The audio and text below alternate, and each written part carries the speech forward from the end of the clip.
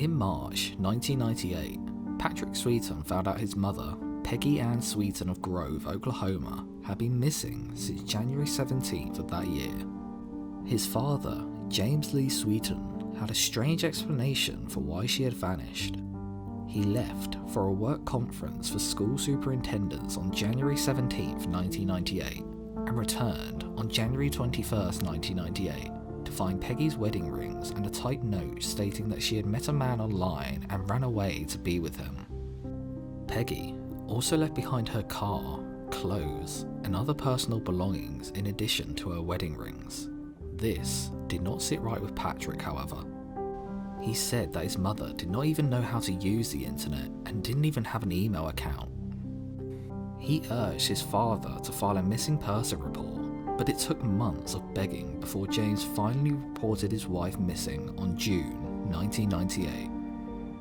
A lot had happened in the almost 6 months between her disappearance and the missing person report. James filed for divorce from Peggy on February 9th, 1998, just 3 weeks after she vanished in January, and the divorce was granted on April 6th, 1998. He also moved his new fiancée into the home in June and married her months later in December. Investigators also revealed that James had been seeing her before his wife's disappearance as early as the fall of 1997.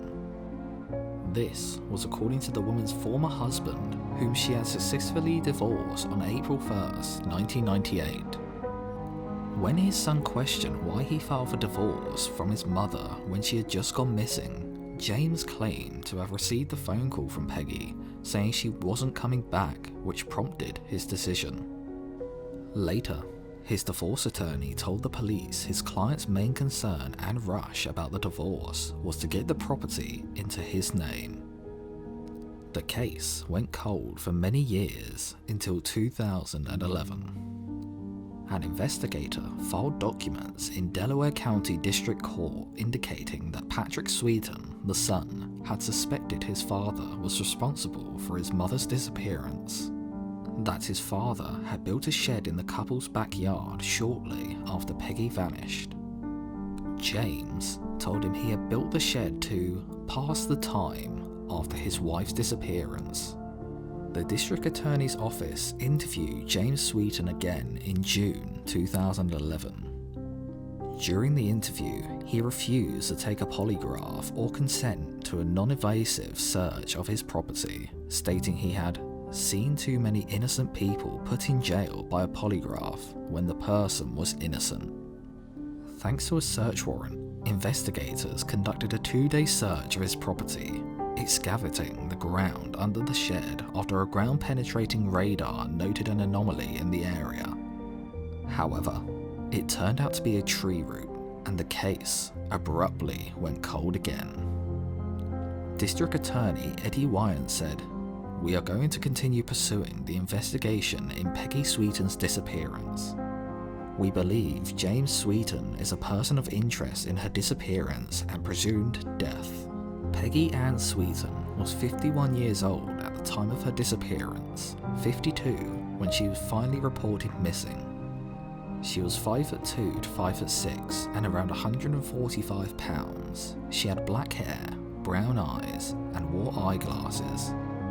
If alive today, almost 23 years later, she would have been 74 years old. And now, in 2020, although this case is still being investigated, it remains unsolved. Now, this is the point in the video where I ask you guys, what do you believe happened? To me, it seems pretty clear. James wanted Peggy out of his life one way or another, and the best way he thought to do that was to dispose of her. This would make sense as to why he took 6 months to file a missing person report, so that he could backtrack and make sure all evidence was covered up. It appears Patrick and even the police believe the culprit to be James, but without any proof, there is nothing they can do. The fact that Patrick stated that she didn't even use the internet and didn't even have an email further backs up this theory.